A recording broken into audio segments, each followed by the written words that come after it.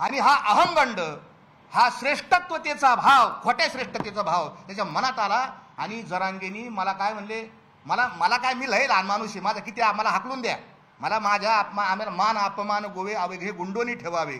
तुकोबराने आम्हाला मान आणि अपमानाची काय नाही, मी तर फार शुल्लक माणूस आहे. पण हा मी याला सांगितलं, अहो मी देऊन आलो, तू का म्हणे माझं धाडीले निरोपा, तू पाणी प्या, तुम्ही पाणी प्या. मला म्हणलं ते मला लोक सांगू संतन फिरतन, मला सारं कळतं. ज्यावेळेस तो संतन फिरतन तुकाराम महाराजांचा एकेरीवर उच्चार केला, मी म्हणलं जरांगे तुझे 100 अपराध भरले, मी आता मला झोपच नाही लागली.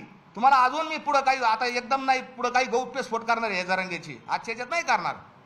आणि मग मी पहिला व्हिडिओ बनवला, दुसरा व्हिडिओ बनवला, मराठ्यांना कसं बर्बाद या जरांगेने केलंय.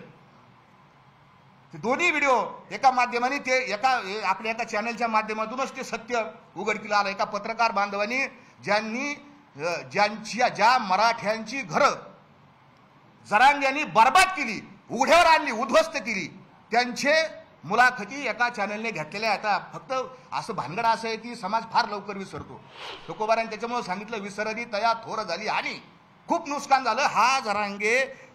आणि म्हणून माझा वाद सुरू झाला. दुसरा माझा आक्षेप आहे की या जरांगे काय आक्षेप आहे माझा काही भाऊबंद नाही, माझं काही नुकसान केलेलं नाही, जरी काही नाही. आक्षेप का की याला शेजारी खुसमस करे लोक लागतील, हांजी करणारे लोक लागतील.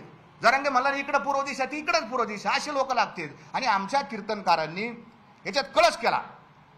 कीर्तन हे परिवर्तनाचं साधन आहे, कीर्ती मानवाची गाऊ नये असे तुकोबारांनी सांगितलं. आणि आमचे लाळ खोटे कीर्तनकार, लाज वाटायला पाहिजे असे कीर्तनकार त्या अंतरावली सराटीत जातात आणि तिथं जाऊन म्हणतात आता देहू आळंदीला जायची गरज नाही, अंतरावली सराटी हेच आपलं देहू आणि हीच आपली आळंदी, इठल इठल.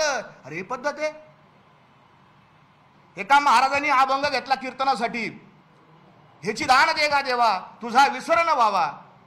या जरांगेच्या आंदोलनासाठी त्या कीर्तनकारांनी, नालायक कीर्तनकारांनी तुकोबाराचा अभंगच बदलून टाकला.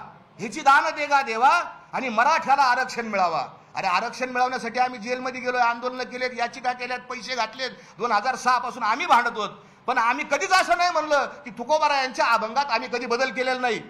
तुकोबारा यांचा अभंग जसं बायबलमध्ये बदल करता येत नाही, कुराण साहेब मध्ये बदल करता येत नाही, गीतेत बदल करता येत नाही, तसा ह्या महाराजांना गीतेमध्ये बदल करण्याचा, गाथेमध्ये बदल करण्याचा काय अधिकार. हा आक्षेप असे एक एक खूप तुमच्या जगाचे अहंकार किती आहे. का बोलतो मी तुम्हाला, माझी तळमळ, माझी कळत असेल तुम्हाला पोटातली तळमळ. याची एवढी पोरगी एका चॅनलवर मुलाखत गेली, काय म्हणली, माझे पप्पा एवढे मोठे आहेत की ते देवाला झुकू शकतात. देव माझ्या पप्पाच्या पाया पडन, आमचा देव पांडुरंग आहे, पांडुरंग तुझ्या बापाच्या पाया पडन. एवढा जरांगे मोठा झाला. आणि लोक तुम्ही ऐकून कसं घेता लोक. अरे मराठ्यांना आरक्षण मिळावा याच्यासाठी आपण काय लागेल ते करू, सरकारला अंगावर घेऊ, काही करू, पण देवाचा काय संबंध, तुकोबाराच्या अभंगाचा काय संबंध.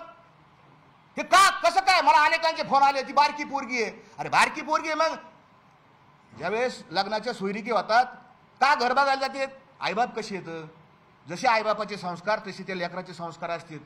एवढं लेकरू त्याची इतक्या अहंकाराची भाषा असन तर बापाची किती अहंकाराची भाषा आहे. हा मनुष्य मराठा